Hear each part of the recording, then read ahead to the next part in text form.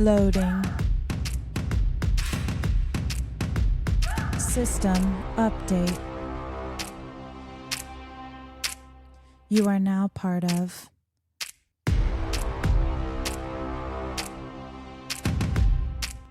the herd.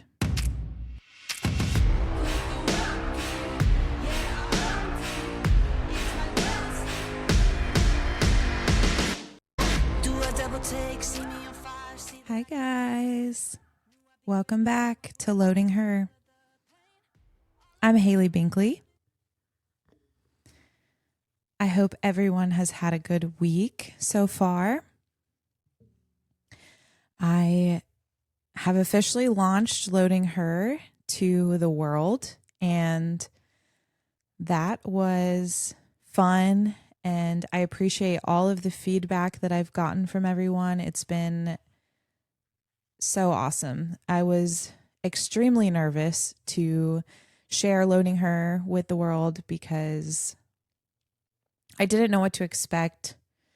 And of course, you know, that voice creeps in and tells you you're not good at something, or everyone that hates you will come out of the woodworks and be mean, or, you know, just how that voice of fear comes across and likes to be mean, and my inner critic, if you will. And I have received nothing but love and support, and I am so excited for where I see Loading Her going. I really think that it is something that is going to be a movement for women, and I am just so excited to see where it's headed. I have so many big ideas for this brand and for this podcast, so I thank you for your support and for tuning in each week, liking, subscribing, commenting, everything that I've received from you guys. Thank you so much. I feel the love, and I'm super excited. So every week we talk about growth, about becoming, about building ourselves into the women we want to be. Today, I would like to share the other side of that journey, which is the hard, invisible stuff. And I forget that it's there until it creeps up on me, or until something happens that reminds me of what I've been through, or what it means to have PTSD and what it means to be a survivor of some of the things that I have talked about on past episodes. I've been thinking about this week what I should talk about, because I have this huge fear of I'm going to run out of things to talk about. And so I start my week observing what's going on in my life and what thoughts I'm having, what fears I'm having, just trying to be present and pay attention so I can figure out what my next topic should be. And like I feel like I've said with this podcast, is that I felt a calling to this space. So I keep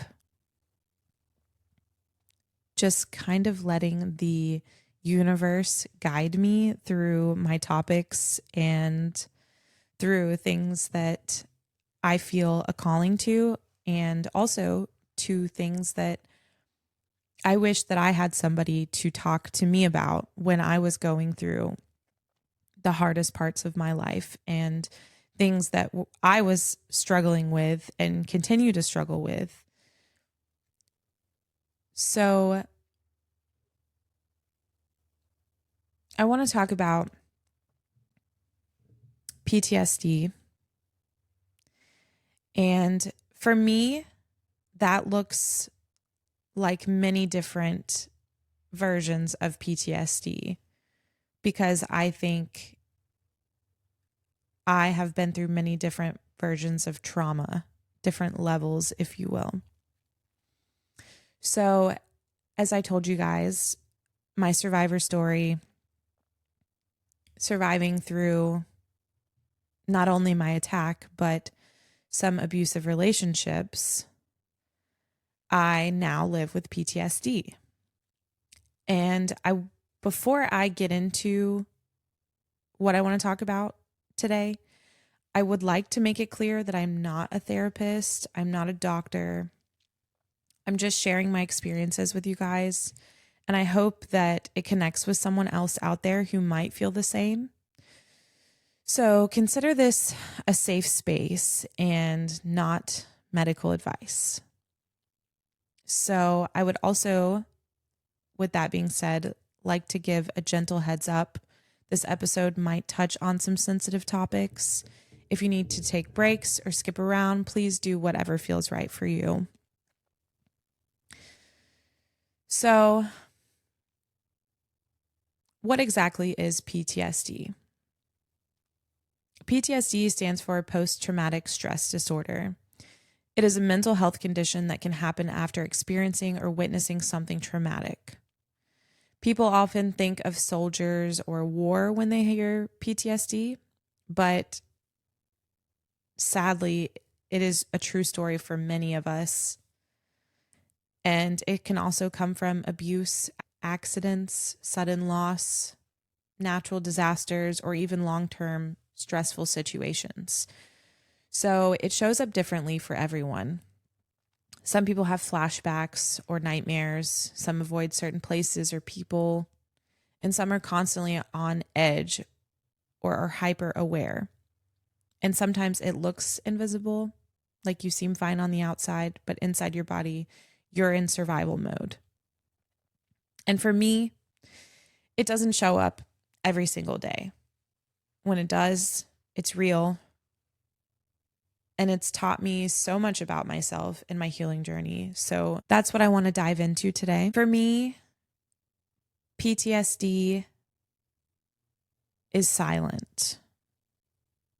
I know everyone is different. So I am just speaking on my experience with it and what I know about it in my body and no one else. So before I was even attacked, when I came out of these abusive relationships, especially my first relationship with the boy that I moved to Florida with, I didn't realize the damage that he had done to me psychologically, emotionally. And I personally think of it as almost like a brainwashing situation. Because it was in such formative years in my life, I was young. I didn't know. It was my first real relationship. So I just didn't know. I didn't know the damage that was being done to me that I would have to live with long term. So getting out of this abusive relationship, I carried parts of that trauma with me onto my next relationships. And I had just thought in my young mind that this is how you love. This is how you have a relationship. This is me and this person may hurt each other at times, but he says he loves me and he's all I have. So why wouldn't we try to make it work? This is love. This is my relationship. You're supposed to do everything you can for the people you love. So I went into my next few relationships having a lot of relationship trauma that I wasn't fully aware was there. And even after my parents' divorce, I had abandonment issues that I think showed up in that abusive relationship, which made me feel like every time we broke up or every time he left me for another girl or wouldn't answer my phone calls, it was the end for me. We were done. He was never going to talk to me again. It was this pain and anxiety and stress that I would feel in my stomach, like I was going to get sick to my stomach. And it overcame me. It made me feel like I was losing everything, like it was the end of the world.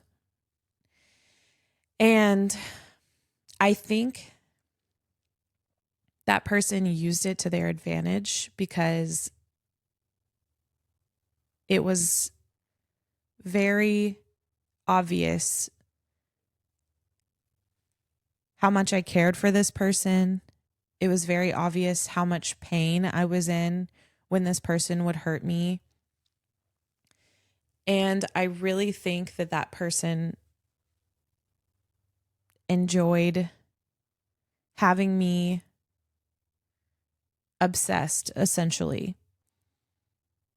So it was like everything was good. I got trapped into this love, and then this person would just string me along. And it was painful. So I carried that pain and those abandonment issues into other relationships that I had in the future. And also, the people that I ended up with in the future had their own stories and their own versions of PTSD or relationship trauma. So really, it just becomes a mix of everyone having their baggage and us trying to figure out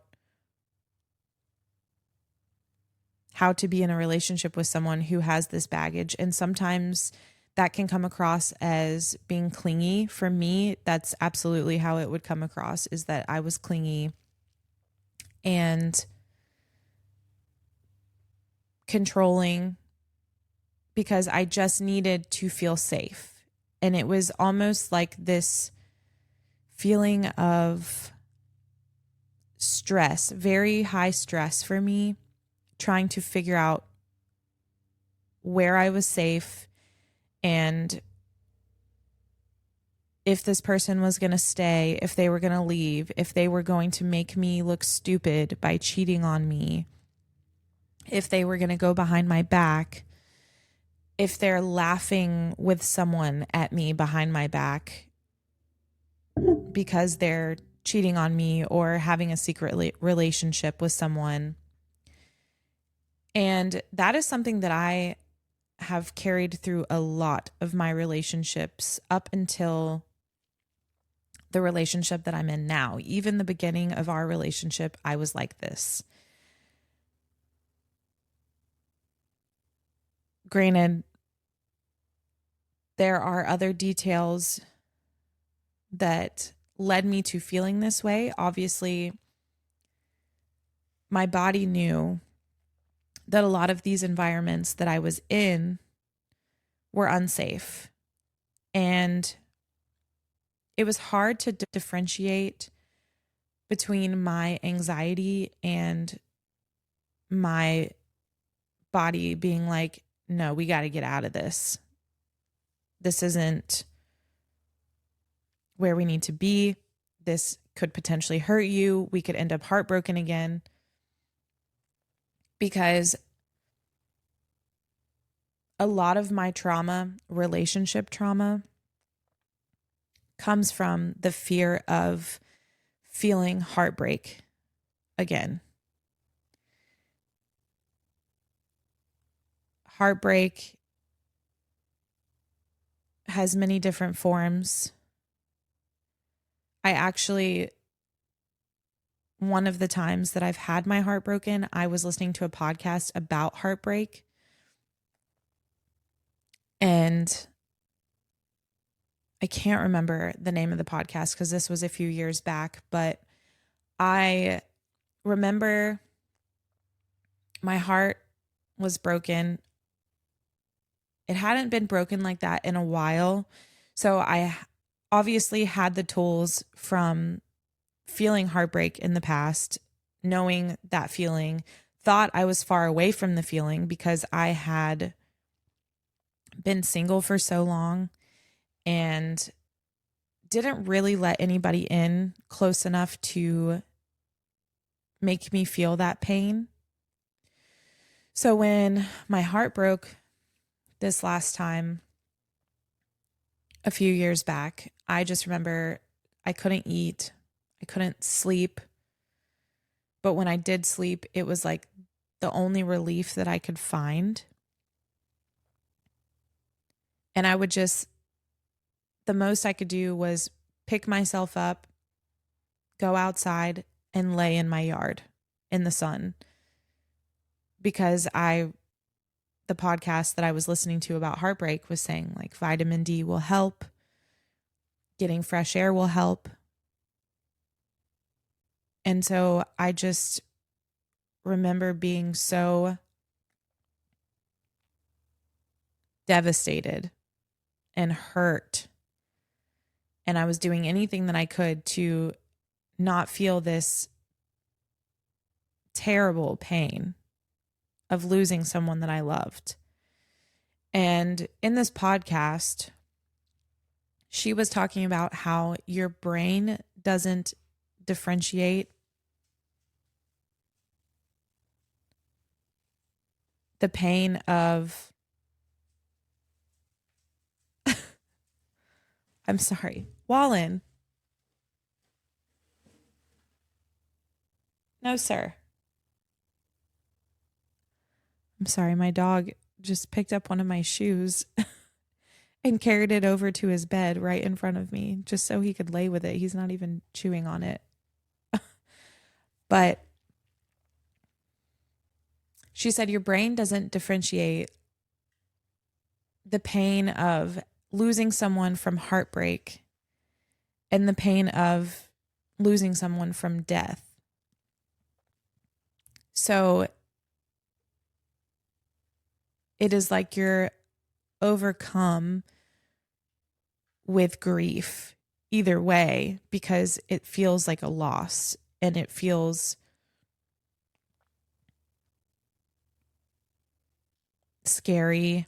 And for me, the road that I saw in my mind with this person, this future that I saw with this person, that was all gone. It was like my expectations for this relationship was gone. So I was very sad. And I thought that was the end for us. We actually ended up figuring everything out and are still together today. But like I said, we had a rough start. But that's the last time I remember feeling this heartbreak. So I would go into relationships with the fear of this person's going to hurt me again.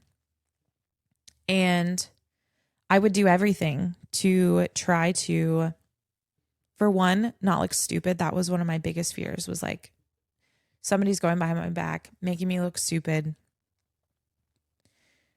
by cheating on me, when really anyone who cheats on you is not making you look stupid. They're making themselves look stupid. And that was something that I had to learn later on in life. But in my younger years, in my younger relationships, I felt like I was stupid because these boys were going behind my back and hanging out with other girls. And I was the stupid one because I didn't know. And they had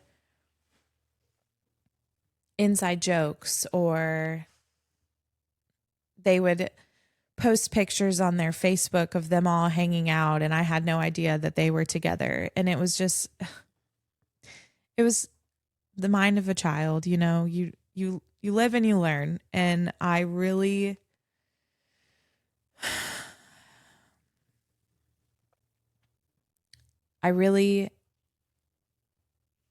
am happy that I am sitting from a place where I don't have this detrimental feeling of fear and anxiety in my relationship that I'm in today. With that being said, it took a lot of work from him and from me to get to a point to where I could feel safe. I'm sure to where he could also feel safe. But this is my perspective. So I'm going to speak from my perspective. Maybe eventually I'll interview him and we can hear his perspective. But so relationship trauma and PTSD is something that I have carried for a long time. And every time I got into a relationship with someone, it was anxiety. And I could feel this switch. It was like the flip of a switch. When I started to love someone, I felt that anxiety creep back in. I associated my strong feelings of love for someone with anxious feelings, with fear, with pain. Love in my mind was associated with pain. It took therapy and rewriting in my brain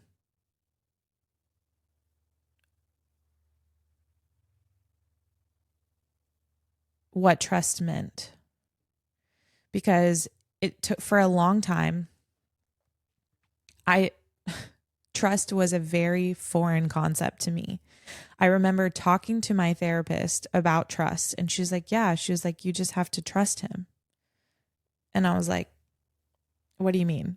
Like, I have to sit here and hope that someone has my best interest in mind as they go through the world? That's crazy. Why would anybody have my best interest in mind? Especially a man. That was something that I just could not wrap my brain around. I was like, no, because if someone else comes along, or if he gets in a situation to where he meets someone that he would rather be with, he's not going to have my best interest in mind. He's going to pick himself, because I just thought that that's what men did. Going through therapy, I learned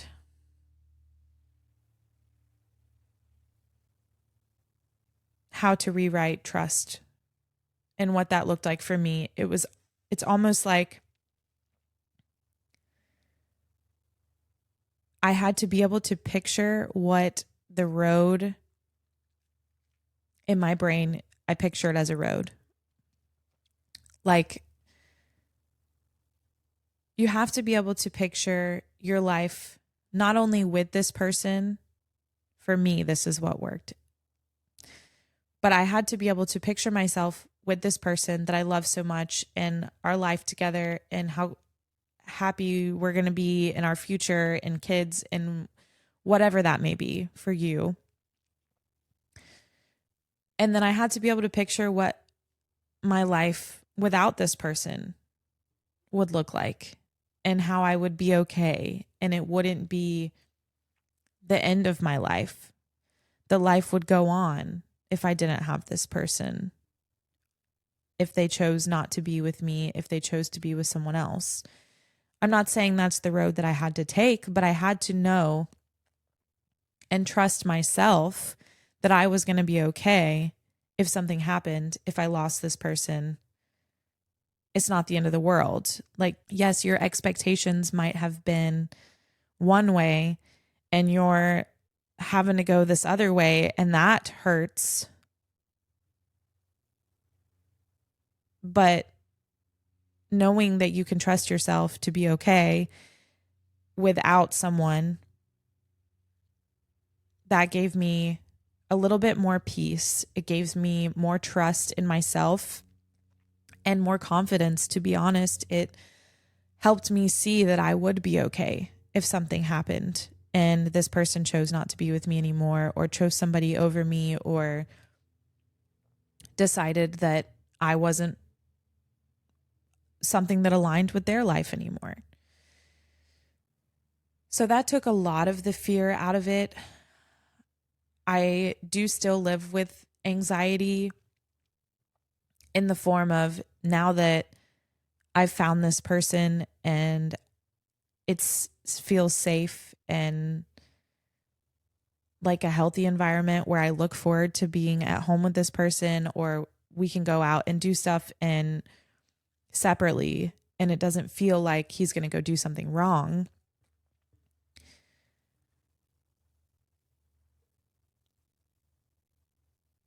I still have the fear that I'm going to lose him. Like something's going to happen to him, like he's going to get sick or hurt or something along those lines. So that anxiety is still there. It's just not the anxiety of this person's going to do something to hurt me. I don't feel that way anymore. And that took a long time for me to feel that peace. And a lot of work, a lot of me just telling myself internally that you're going to be okay. It's going to be okay. It's going to be okay. And some days it still creeps up. Some days it feels uneasy where I have that anxiety again. And my throat is usually where I feel it. And in my chest, like I can't take full breaths. And when it does creep up, I try to put on meditations or calming music. I try to find, I want to say the Hertz, so I want to say it properly, because it is right here in my Spotify.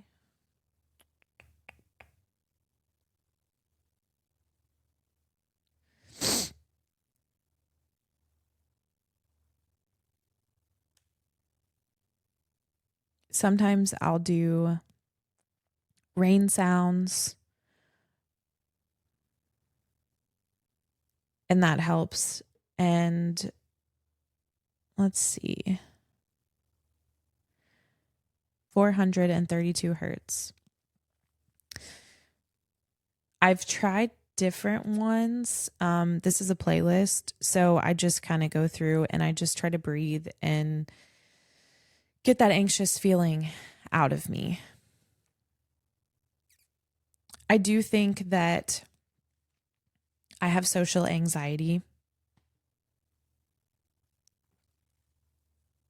which is interesting because as a bartender, you think that, oh, they're used to being around people. It's, it's fine. They can do it. They can talk to anybody. But my social anxiety doesn't usually show up for work because I'm in my safe space behind the bar that I've worked at for almost 8 years. It's familiar to me. It's my domain. My social anxiety will usually show up if I'm going to a party where there are people that I don't know, or if I'm having to go out of my comfort zone to, let's say, a class by myself where there's people that I don't know. And I feel like that relationship anxiety manifested itself into a social anxiety situation. I also think that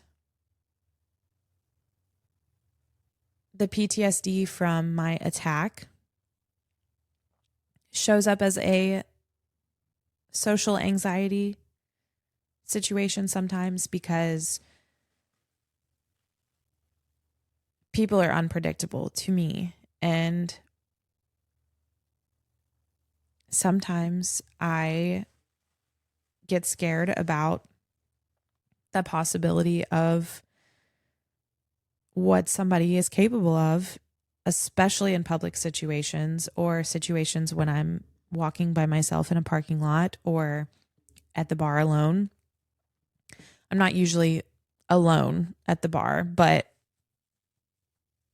because there's guys in the kitchen and security and stuff. But still, I get this fear of what someone could do because I've seen what people are capable of. We've all seen what people are capable of these days, and it is terrifying.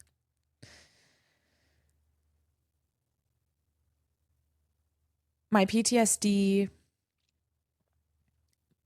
mostly shows up in the form of sounds. I get triggered the most by, I believe, sounds and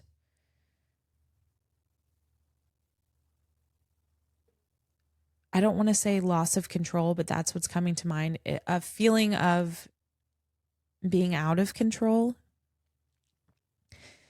And it's not that I need control over every situation. Okay, this is a better way to explain it. A feeling of being overwhelmed, not out of control. Overwhelmed in the sense of everything around me is loud and moving fast. And I notice how little control I have over what happens next, if that makes sense. So here's an example.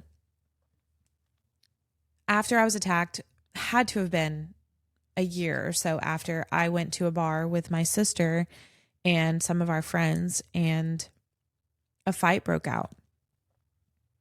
And the fight was happening around us where we were kind of like not in the middle of it, but very much in the middle of it. We were just in the wrong area.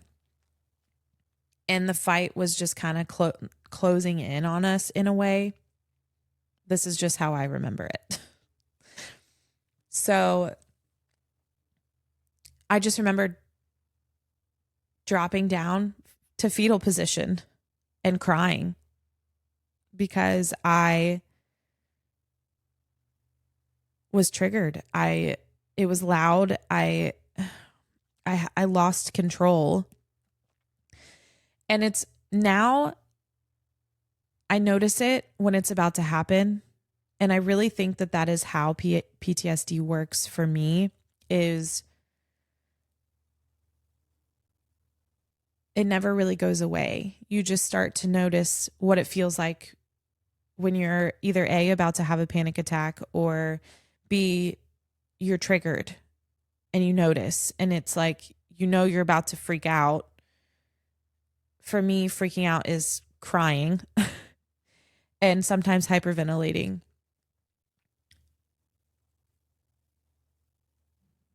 But I just dropped down into fetal position and just remember crying until it was over.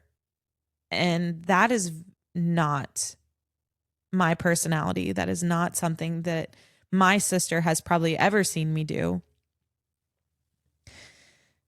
So she was like very thrown off and was asking me if I was okay. And I explained to her that I felt triggered and I felt anxious and scared. And that was just my first reaction. It was like I broke down. Had a few other experiences with panic attacks. After I was attacked, I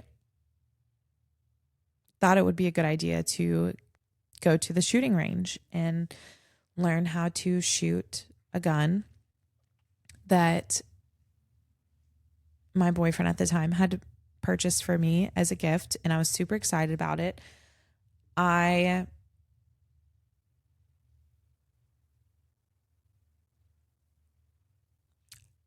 thought it was my way of taking back the fear of someone being able to take control over me again. And I was like, I'm going to learn what I need to about this gun. I'm going to learn the safety that I need. And I'm just going to be ready if something happens again. Obviously, can you be ready if somebody breaks into your house while you're sleeping? No. And honestly, I'm probably grateful that I didn't have any sort of weapon there from that day, but it just gave me a sense of security again. It gave me peace. And so we went to the shooting range to practice. And I remember picking out my target, and the target that I picked was shaped like a man. And I was like, okay, I'm going to be ready. You know, next time something happens, I'm going to practice on this target. And I just remember we were in an indoor shooting range, and there were other people shooting around us, and it was just pop, pop, pop, loud gunshots around me. And I just immediately felt unsafe. Was like, any of these people could just turn and shoot me at any point.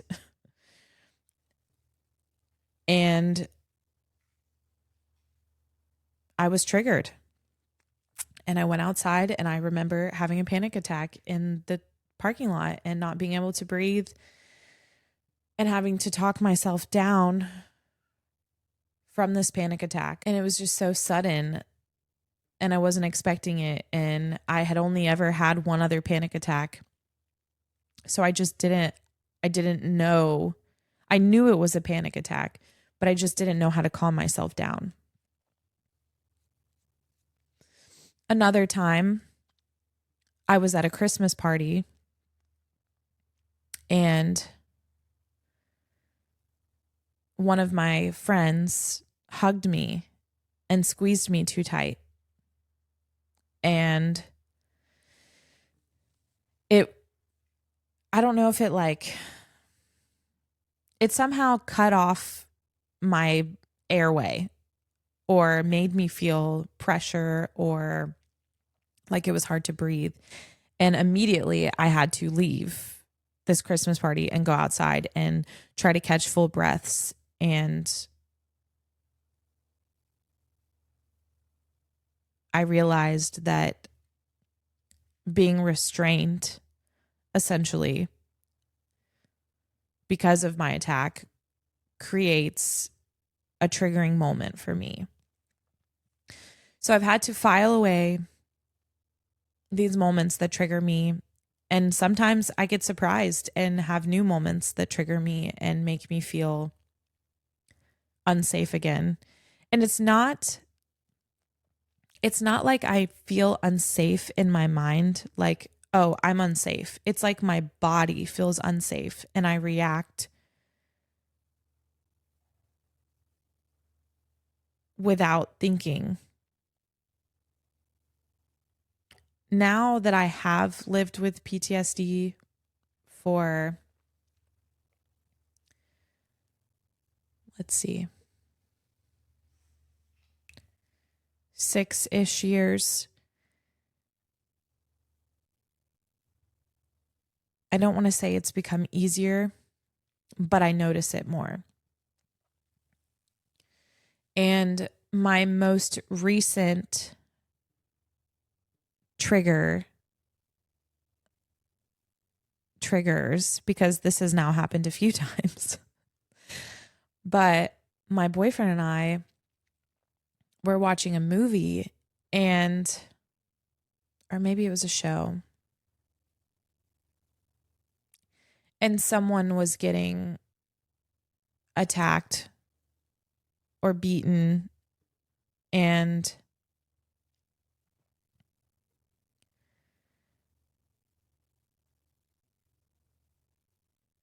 for some reason I want to say I was like asking him to turn it down. I was like, can you turn it down? Can you fast forward it? Can you fast forward it? And, in his mind, we're just watching this movie. He's not thinking,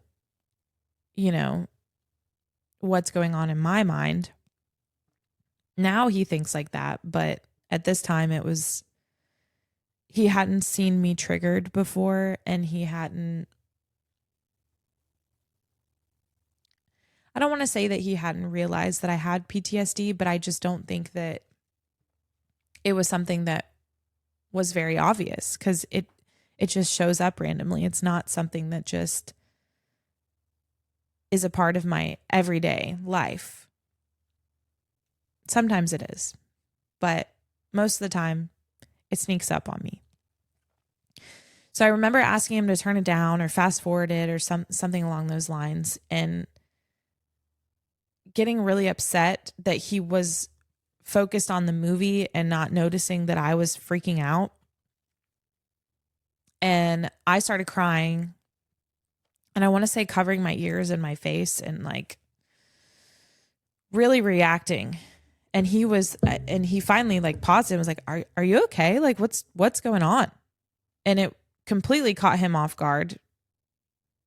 And I remember having to explain to him, like, hey, like,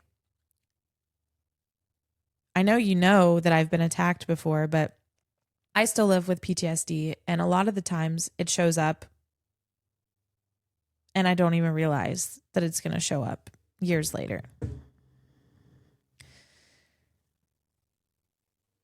So now, even last night, or I want to say it was last night. I want to say last night, we were watching a movie and I felt triggered again. It was a similar situation,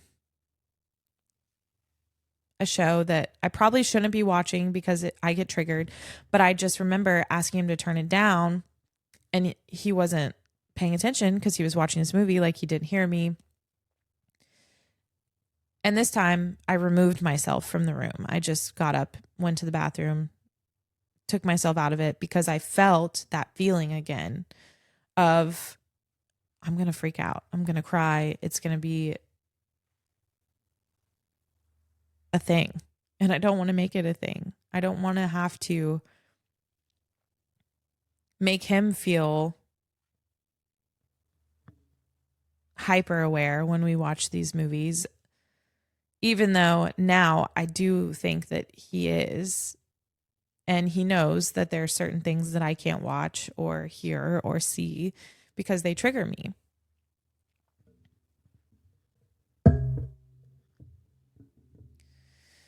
So it's definitely this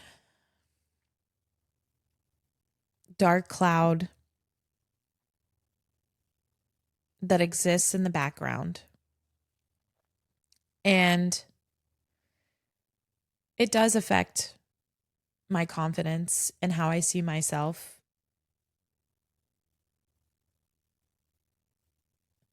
Sometimes it will show up before I have to go to work and work a shift. And sometimes I don't feel like talking to people or sharing my energy with people when I'm feeling this way. Sometimes it makes me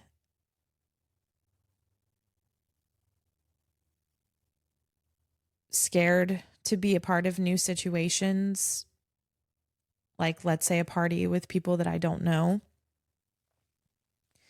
because it affects how I see myself. I wonder if I'm going to have a panic attack. I wonder if I'm going to get that feeling again, that anxious feeling to where I feel like I can't breathe.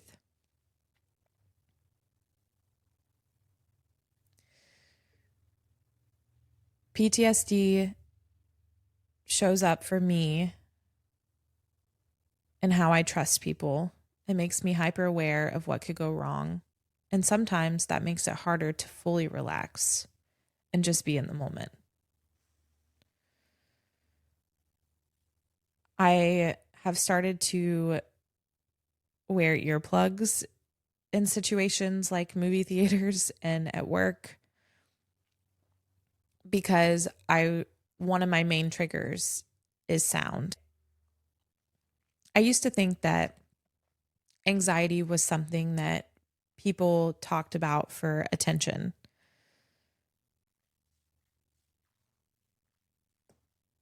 Not that I thought that it wasn't real. I just didn't know. I wasn't educated on what it was. So I just thought it was like, oh, yeah, that gives me anxiety. Like people talking about it was just like, oh, yeah, that gives me anxiety. I didn't have a feeling associated with the word.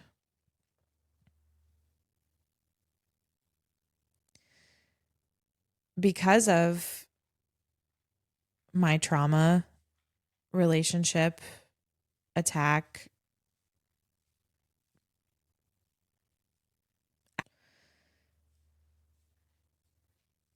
trauma with my parents, I now know that anxiety is real and it is something that I live with. Not every day, but most days. And I used to think that PTSD made me weak. I still sometimes have to remind myself that that's not the case. I have to remind myself that it is a part of my story. It is something that has reshaped me. My day-to-day looks a little different than it used to.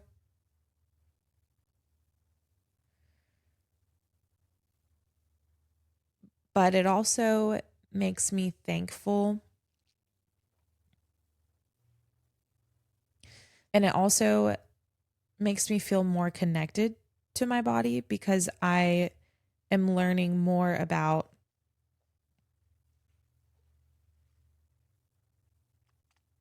where my boundaries lie,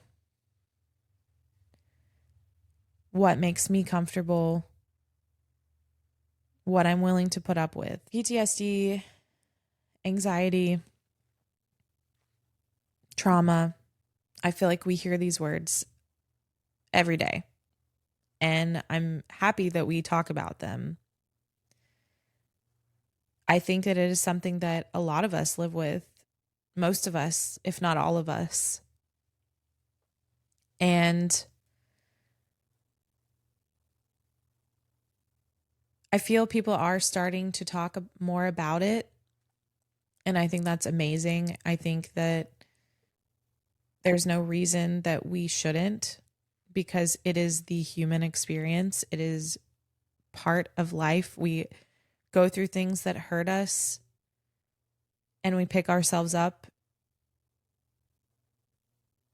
and we heal and we grow. And it is just a part of life.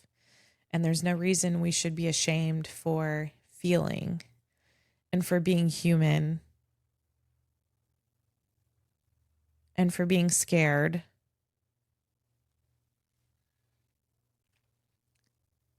I think a lot of the things that have helped me when I have felt out of control is yoga, movement, breath, being aware of my body and how it feels. Sometimes even just being aware of the heaviness of my body and what it feels like to sit in a chair or rest your hands on your legs. Just feeling that awareness of being in your body brings you back down. I also think talking about it has helped me. It has helped my relationship. I got to a point to where I just would share how I was feeling, what I was going through, to give him an understanding of what I needed from him when I felt triggered. Every day looks different. Healing is not the same for everyone. It isn't a pretty journey.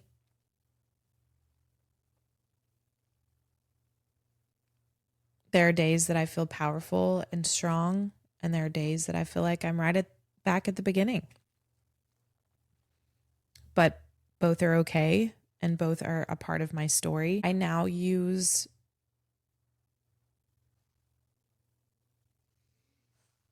it to my advantage of knowing where my strengths are,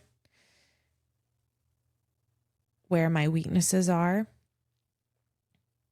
and most importantly, what my boundaries are with people and what I'm willing to take on, what I'm willing to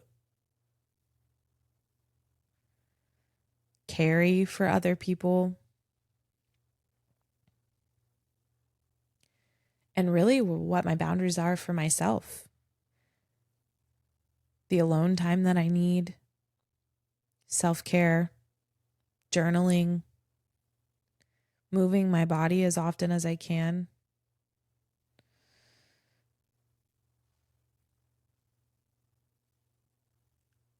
PTSD has helped me to have empathy for others. I do think that I have always lived with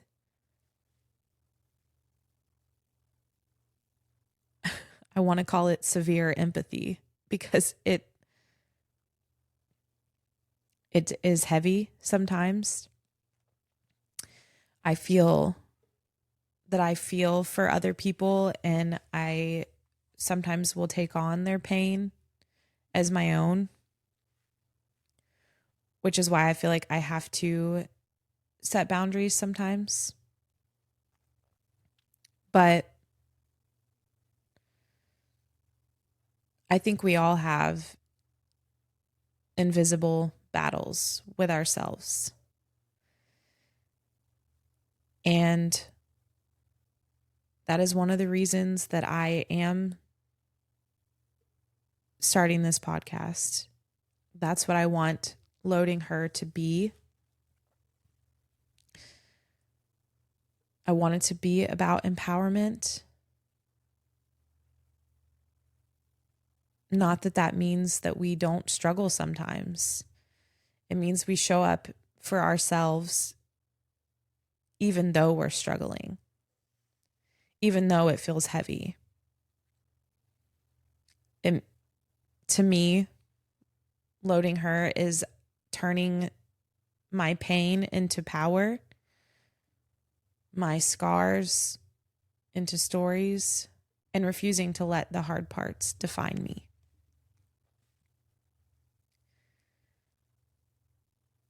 If you're listening and you're living with PTSD or anything similar, I want you to know that you're not alone. You're not broken. You're stronger than you realize just by showing up every day, even if it's something small. I invite you to share your stories with me. loading.herpodcast@gmail.com. As always, it can be anonymous. I really appreciate all the support that I've had from you guys. It has been amazing. It made it a little less scary when I started putting this out into the world because it felt like a hug from you guys, being so supportive, sharing, and loving me. I am working on the outline for my next episode. I hope to have a guest on with me. We are going to talk about her amazing birth story. She is somebody that I have always looked up to. Even back before she even knew who I was looking up to her. So I'm really excited to have her on with me. Thank you guys for holding space for me to talk about what's scary, what I'm going through. I hope today's episode resonated with you and made you feel heard or seen or like you weren't alone. And I really, really appreciate all the love and support, guys. Until next time, I'm Haley Binkley. We'll talk soon. Love you guys. Bye.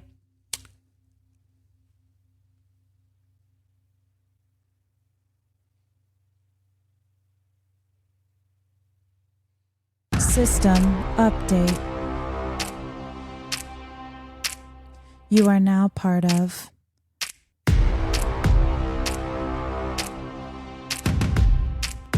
the herd.